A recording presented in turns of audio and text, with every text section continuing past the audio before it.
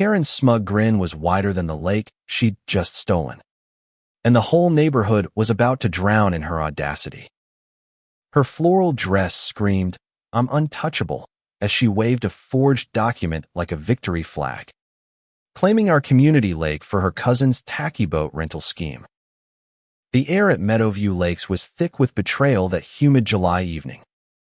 For years, our small neighborhood had cherished the Lochia Serene, willow-lined oasis where kids learned to fish. Couples strolled at sunset, and old Mr. Jenkins fed the ducks every morning. It was our sanctuary, maintained by the Meadowview Homeowners Association, or HOA, which Karen had ruled with an iron manicure for 3 insufferable years.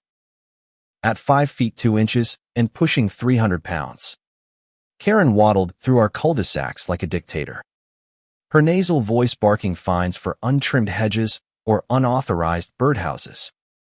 She wasn't just a busybody. She was a one-woman tyranny, drunk on her own power and the HOA rulebook she treated as gospel.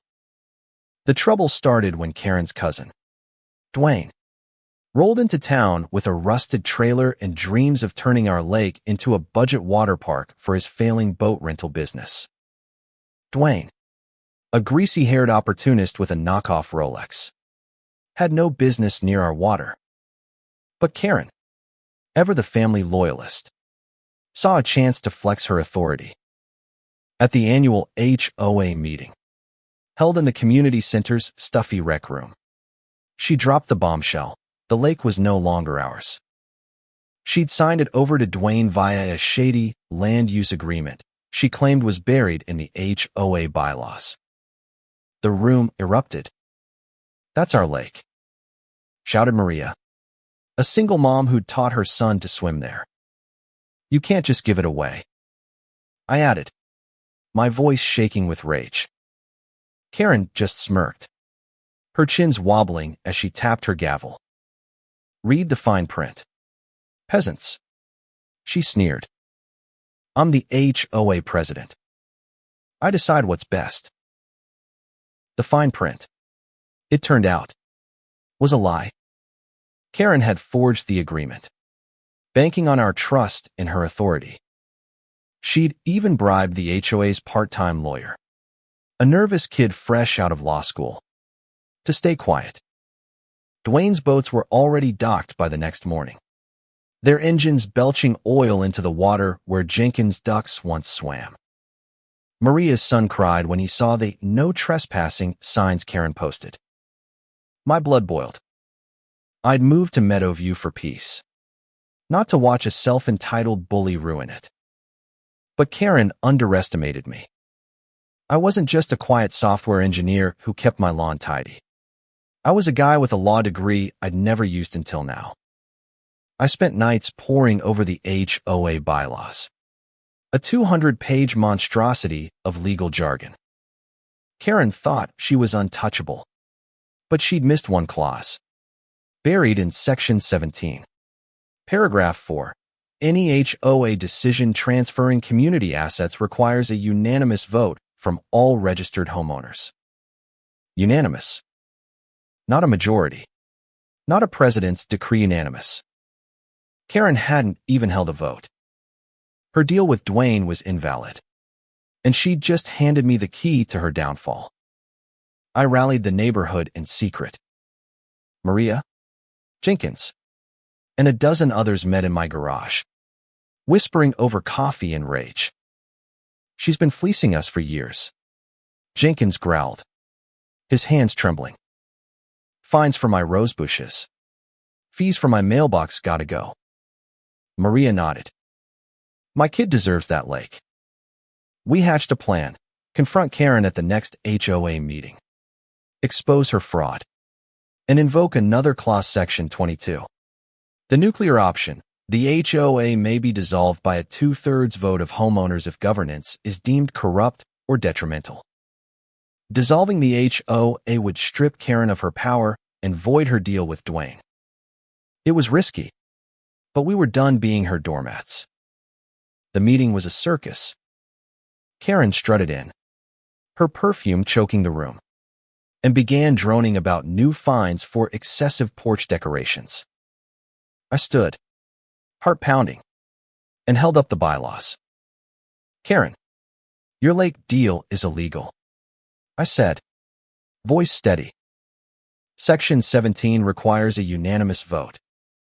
You didn't even ask us. The room went silent. Karen's face turned beet red. You're out of order, she screeched, slamming her gavel. But I kept going, reading the clause aloud. Maria stood next, her voice fierce. You lied to us. Karen, you forged that document. Jenkins, frail but furious, waved his cane. You stole our lake for your sleazy cousin. Karen's smugness cracked. She stammered. You can't prove that. But we could. The young lawyer, sweating under pressure, had caved and given Maria a copy of the forged agreement. I projected it on the wall, Karen's signature. Dwayne's scrawl. No homeowner approval. The crowd roared. Vote her out. Someone yelled. I seized the moment. I motioned to dissolve the HOA under Section 22 for corrupt governance. All in favor. Hand shot up Maria's. Jenkins. Mine. And nearly every homeowner in the room. The tally was 28-3. Karen's allies, two spineless cronies, were outvoted. The HOA was done. Karen's scream could have shattered glass. You can't do this. I'll sue, she shrieked. But her threats were hollow. Without the HOA, she had no platform, no power. Dwayne's boats were towed away the next week after the county confirmed the lake was public property, not Karen's to give. The no trespassing signs came down, and Maria's son swam again. Jenkins' ducks returned, waddling happily. But the real victory wasn't just the lake height was watching Karen's empire crumble. She moved away a month later, tail between her legs. After neighbors started leaving anonymous notes on her doorstep, karma's a lake. Karen. The aftermath wasn't perfect. Without an HOA, we had to organize our own maintenance. But we managed. Maria started a volunteer group to keep the lake clean. Jenkins donated benches. I learned that community isn't about rules. It's about people who care. Karen thought she could bully us into submission. But she forgot one thing. Even the smallest clause can topple a tyrant. We didn't just take back our lake. We took back our home. The end.